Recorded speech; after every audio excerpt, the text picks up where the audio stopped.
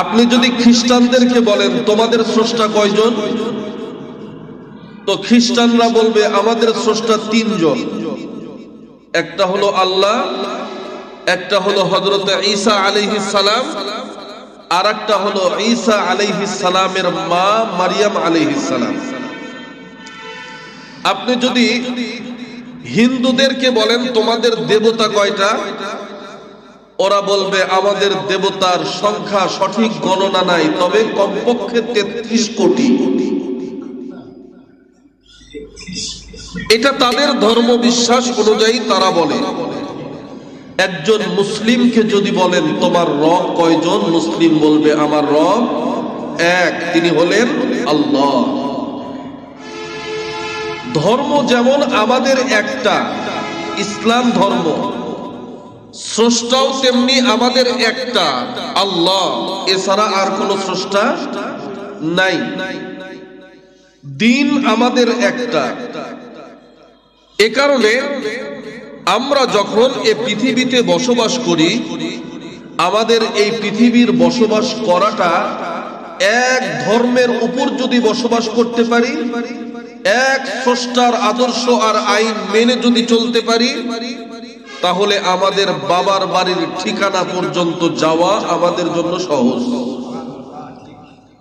আর যদি দুনিয়াতে আসার পর ঈমানের কমজোরি করে যদি ধর্ম আর স্রষ্টাকে মানার ব্যাপারে যদি ডিভাইডেড তৈরি করি, মতপার্থক্য তৈরি করি, তাহলে জন্ম হয়ে বাবার বাড়ি থেকে আসলাম ঠিক, কিন্তু যাওয়ার সম্ভাবনা নাই।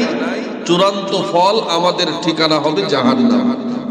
এই পৃথিবীতে বসবাস করা অবস্থায় আমাদের চিন্তা চেতনা হবে এমন যে আমার জন্ম হয়েছে মুসলমানের ঘরে, কিন্তু এই জন্ম মুসলমানের ঘরে হওয়াটা এটা আমার জন্য সার্থকতা না, বরং মুসলমান হিসাবে মৃত্যুর কোলে যাওয়া এটা হলো জীবনের সার্থকতা। এ কারণে আল্লাহ পাক রব্বুল আলামিন কোরআনুল কারীমের মধ্যে একটা সূরা নাজিল করে পৃথিবীর সমস্ত মানুষদেরকে ডাক দিয়া বলেন, এ দুনিয়ার মানুষ, ওয়াল আসর, সময়ের কসম। সময়ের কসম আল্লাহ কেন খাইলেন?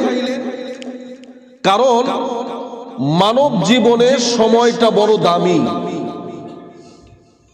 আমি আপনি আমার আপনার হায়াতের জীবনের সময়কে মূল্যায়ন করতেও পারি, নাও পারি, কিন্তু সময়টা যে এত দামি এটা আল্লাহ বোঝানোর জন্য বলেন। মানুষ 1 সেকেন্ড, 2 সেকেন্ড, 10 সেকেন্ড কোনো মূল্য দেয় না, অথচ শরীয়তে ইসলামে 1 সেকেন্ড, 2 সেকেন্ড, 5 সেকেন্ডের এত দাম যে 5 সেকেন্ডের মধ্যে শরীয়তের বিধান পরিবর্তন হয়ে যায়। যেমন একটা ছোট্ট মাসআলা বলে সামনের দিকে যাই। কোন ছোট্ট বাচ্চা যখন জন্মগ্রহণ করে, যেই বাচ্চাটা জন্মগ্রহণ করার সময় কোনো আওয়াজ করে নাই, কোন রকম তাকিয়ে এ পৃথিবী দেখে নাই, হওয়ার সময় মারা গেছে, শরীয়তের বিধান হলো এই বাচ্চার নাম রাখতে হবে না, এই বাচ্চাকে গোসল দেওয়াতে হবে না, এই বাচ্চাকে স্বাভাবিক কায়দায় কাফন দেওয়াতে হবে না, স্বাভাবিক একটা কবর খুঁড়ে এই বাচ্চাকে দাফন করলে তার হক আদায় হয়ে যাবে। কিন্তু এই বাচ্চাটাই দুনিয়াতে আসার পর মাত্র 2 সেকেন্ড সে একটু তাকিয়ে দেখছে অথবা একটু শব্দ করছে, এতটুকু শব্দ করার পর যদি এই বাচ্চাটা মারা যায়, শরীয়ত বলে তার নাম রেখে দাও, শরীয়ত বলে তাকে গোসল দেওয়াও, শরীয়ত বলে তাকে কাফন পরাও, শরীয়ত বলে যেমন তেমন কবর না, তার শরীর অনুযায়ী সুন্দর একটা কবর খনন করো, তাকে জানাজা পড়ায়া কাফন দিয়া তাকে দাফন করে দাও। আগের বাচ্চাও জন্মের পরে মারা গেল, পরের বাচ্চাটাও জন্মের পরে মারা গেল, দুইজনের মাঝখানে পার্থক্য হলো 2-3 সেকেন্ড, একটা আওয়াজ। মানব জীবনে আমাদের সামনে 2-3টা সেকেন্ডের দাম না হলেও আল্লাহর আদালতে 2-3 সেকেন্ডের এত দাম যে আগে শরীয়ত তার উপর ছিল না, কিন্তু এখন শরীয়তের পূর্ণ বিধান তার উপর এসে গেছে, যদিও সে তার হায়াতের 1টা মিনিটও এই পৃথিবীতে কাটাতে পারে নাই।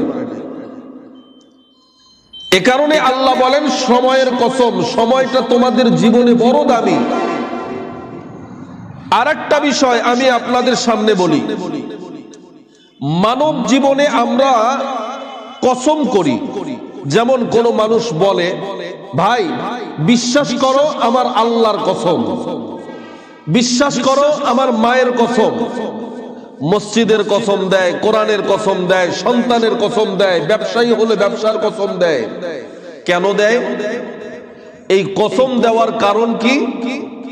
এই কসম দেওয়ার অর্থ হলো, আমি যেই কথাটা তোমাকে বলতেছি, এই কথাটা তোমার যদি বিশ্বাস না হয়, তাহলে এই যে কসম দিলাম, এই কসমের বিনিময় হলেও কথাটা বিশ্বাস করো। তার মানে কসম দেওয়ার দ্বারা মানুষ তার নিজের কথাটাকে দামি বানায়, বিশ্বাসযোগ্য বানায়। এবার আমি একটা প্রশ্ন করি আপনাদের কাছে, বলেন তো আল্লাহর কোন কথাটা কম দামি আর কোন কথাটা বেশি দামি? আল্লাহর সব কথা একই, সেটা সাধারণ কথা হোক আর অসাধারণ কথা হোক, আল্লাহর কথার কোনো কম দামি আর বেশি দামি নাই। এরপরেও আল্লাহ পাক মানুষদেরকে কিছু মেসেজ দেওয়ার আগে, কিছু কথা শোনানোর আগে কসম করলেন। কেন? বলে এ পৃথিবীর মানুষ যেহেতু বুঝে, কসম করলে সেই কথাটা দামি হয়, আমি আল্লাহ বুঝানোর স্বার্থে কসম করলাম। যদিও বা আমার কথা কসম না করলেও দামি, কিন্তু কসম করলাম যাতে বান্দা বিশ্বাস করে। কি কথা বলেন? আল্লাহ বলেন ইন্নাল ইনসানা লাফি খুসর। এই পৃথিবীতে যত মানুষ আছে সব মানুষ ধ্বংসের মধ্যে আছে। কে বলতেছেন? আল্লাহ বলেন এই পৃথিবীতে যত মানুষ আছে সমস্ত মানুষগুলো ধ্বংসের মধ্যে আছে। এবার আপনি বলেন, আল্লাহ যদি কোনো কথা বলে সেই কথাটা সত্য বলে না মিথ্যা বলে? তাহলে আল্লাহর কথাটা যদি সত্য হয়, আমরা কি সঠিক পথে আছি না ধ্বংসের মধ্যে আছি? আমরা সবাই ধ্বংসের মধ্যে আছি। বিশ্বাস যদি না হয়, কোরআন শরীফ খুলেন, সূরা আসর। সূরা আসর সবচাইতে কোরআন শরীফের ছোট সূরাগুলোর মধ্যে একটা।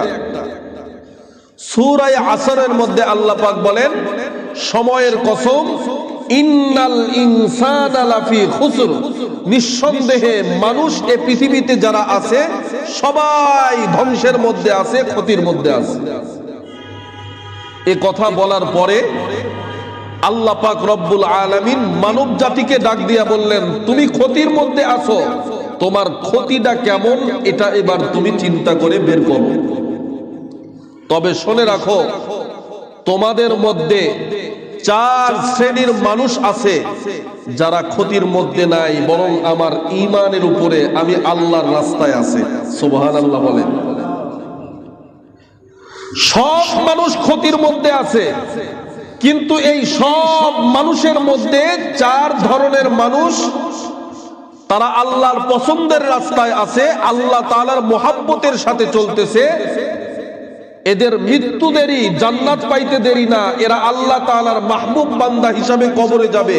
এই 4 শ্রেণীর মানুষ, আমি আপনাদের সামনে এই 4 শ্রেণীর মানুষের কথা বলবো। কিন্তু তার আগে আপনার বিবেককে আমি একবার প্রশ্ন করি, আপনার কি দিল চায় যে এই 4 শ্রেণীর বাহিরে যদি আমি থাকি, আমাকে যত কষ্টই হোক এই 4 শ্রেণীর ভেতরে ঢুকতে হবে?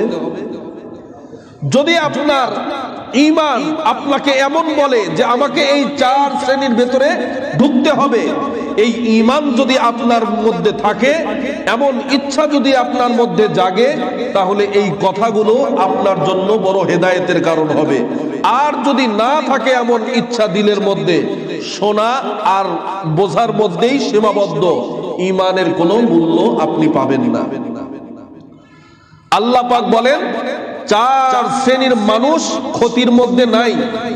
এর মধ্যে 1 নম্বর, ইল্লাল্লাযীনা আমানু। সুবহানাল্লাহ বলেন। তোমাদের মধ্যে যারা ঈমান এনেছে, তোমাদের মধ্যে যারা ঈমান এনেছে, এরা ক্ষতির মধ্যে নাই। যাদের ভেতরে ঈমান আছে তারা ক্ষতির মধ্যে নাই। ঈমানটা কি জিনিস? আল্লাহ পাক রব্বুল আলামিন অন্য আয়াতের মধ্যে বলেন,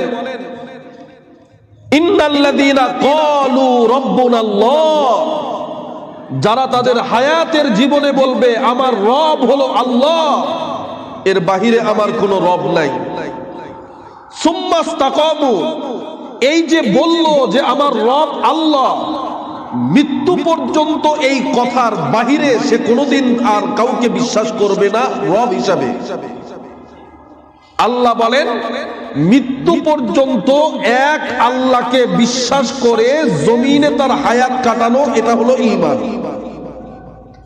এমন ঈমান যদি কোনো বান্দা তার জীবনের মধ্যে আনতে পারে, আল্লাহ পাক ডাক দিয়া বলেন তাতানাজ্জালু আলাইহিমুল মালাইকা, আমি আল্লাহ তাআলা আমার বান্দাকে যেদিন মেহমান বানায়া আমি মেজবান হয়ে আমার মেহমান বান্দার খেদমতের জন্য যেদিন ডেকে নেব, তাকে একা একা পৃথিবী থেকে আমার কাছে আনবো না, বরং লক্ষ লক্ষ ফেরেশতাকে আমি তার কাছে পাঠাইবো তাকে আগমন করে নিয়ে আসার জন্য। তাতানাজ্জালু আলাইহিমুল মালাইকা, ফেরেশতাদেরকে আল্লাহ পাঠায় দিবেন। ফেরেশতারা এসে কি করবে? আল্লাহ পাক ওই কথাগুলো কোরআনুল কারীমের মধ্যে বলেন। ফেরেশতারা এসে কানে কানে যেই বান্দা মৃত্যুবরণ করতেছে তার কানে কানে বলবে আল্লাহ তাখাফু, বান্দা তোর কোনো ভয় নাই, ওয়ালা তাহজানু, তোর কোনো পেরেশানি নাই, ওয়া আবশিরু বিল জান্নাহ, ঈমান আনছো না, চোখটা বন্ধ করে দেখ, আল্লাহ তোর জন্য জান্নাত খুলে বসে আছে। আল্লাহ তোর জন্য জান্নাত খুলে বসে আছে। এ কারণে আল্লাহ পাক রব্বুল আলামিন বলেন ক্ষতির মধ্যে ওই বান্দা নাই যার ভেতরে ঈমান আছে। সরিষার দানা পরিমাণ ঈমানও যদি কোনো বান্দার ভেতরে থাকে, কিয়ামতের ময়দানে এই সরিষার দানা পরিমাণ ঈমানের মজা আর স্বাদ আল্লাহ পাক তাকে দিবেন। আর যদি ঈমানের মধ্যে সরিষার দানা পরিমাণ ঘাটতিও থাকে, আল্লাহ পাক এই ঘাটতির শাস্তি তাকে কিয়ামতের ময়দানে দিবেন। ঈমান বড় দৌলত। ঈমান এমন একটা জিনিস, ছোট্ট একটা কথাতে মানুষের ঈমান মজবুত হয়, দামি হয়। আবার মুখের জবানের ছোট্ট একটা কথা মানুষের আচরণে মানুষের ঈমান নষ্ট হয়।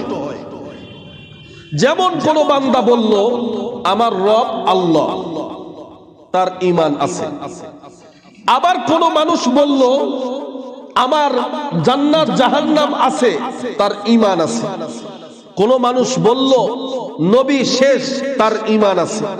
কিন্তু এই কথাগুলোর সাথে যদি কোনো মানুষ দুনিয়ার সব আকীদা মানছে, কিন্তু একটা দিকে শুধুমাত্র তার সমস্যা, কি রকম? আল্লাহ কয়জন? একজন। নবী কি শেষ কিনা? হ্যাঁ শেষ। আরো নবী যারা আছে তারা কি আল্লাহর পক্ষ থেকে আসছে? বলে হ্যাঁ আল্লাহর পক্ষ থেকে আসছে। জান্নাত জাহান্নাম কি সত্য? বলে হ্যাঁ সত্য। জান্নাতের মধ্যে আল্লাহ পাক যে নিয়ামত গুলো রাখছেন, যে কথা ওলামা ইকরাম বলে এগুলো কি সত্য? বলে হ্যাঁ সত্য। কবরের আযাব, হাসরের ময়দানের বিচার, এগুলো কি সত্য? বলে হ্যাঁ এগুলোও সত্য। একটা মানুষের ঈমান মজবুতির জন্য যতগুলো রাস্তা দরকার সব সে স্বীকার করলো, কিন্তু পরিশেষে এসে বলে যে আমার পেটের মধ্যে যে ব্যথা, এটা রাতের বেলা দুধ আর এই আনারসটা খাওয়ার কারণেই শুরু হয়েছে। ওই মানুষের ঈমান শেষ। এক আল্লাহর বান্দা মৃত্যুর পরে আল্লাহর সামনে দাঁড়াইছেন। আল্লাহ তারে ডাক দিয়া বলে তুমি কি নিয়ে আসছো আমার কাছে? লোকটা ডাক দিয়া বলেন আল্লাহ আমার ৭০ বছরের তৌহিদি ঈমান নিয়ে আসছি। আল্লাহ ডাক দিয়া বলেন তোমার ঈমান আমার কাছে কবুল হয় নাই। বেচারা এবার টেনশনে পড়ে গেছে।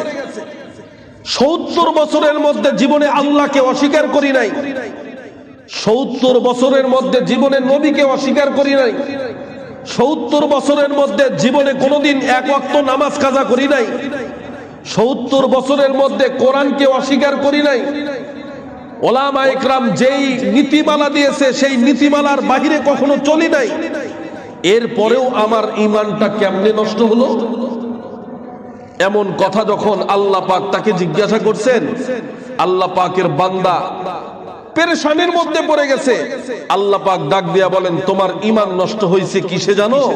কারণ তোমার ভালো মন্দ দেখার দায়িত্ব ছিল আমি রবের, কিন্তু জমিনের বস্তুগুলোকে যেমন তোমার ভালো মন্দের কারণ বানাইছো, তোমার ঈমানের মধ্যে সেদিন থেকে ঘাটতি শুরু হয়েছে। আমরা তো অনেক সময় এই কথা বলি, অনেক সময় এই কথাগুলো আমরা বলি যে এটা খাইলে পেটের ব্যথা হয়, ওটা খাইলে পেটের গরম হয়, ওটা খাইলে আমার শরীর খারাপ হয়, এরকম বলি। কিন্তু বাহ্যিক কোন মানুষের শরীরের অসুস্থতা তৈরি হওয়ার জন্য কোন লক্ষণ যদি কোন ডাক্তার, বিজ্ঞ ডাক্তার, ধর্মীয় ডাক্তার যদি বলে থাকেন সেটা ভিন্ন কথা, কিন্তু মানুষ নিজের শরীরের উপর অহেতুক একটা বিষয় যে চাপায় নেয়, এটা তার ঈমানের মধ্যে সমস্যার কারণেই হয়। কারণ আল্লাহ পাক এই পৃথিবীতে যা হালাল করছেন সব মানুষের উপকারের জন্য, যা হারাম করছেন সব মানুষের ক্ষতির জন্য। এই আকীদা ভেতরে লালন করা দরকার। আল্লাহ পাক বলেন, এই ঈমান যার ভেতরে আছে সেটা যদি সরিষার দানা পরিমাণও হয়, আর এই ঈমান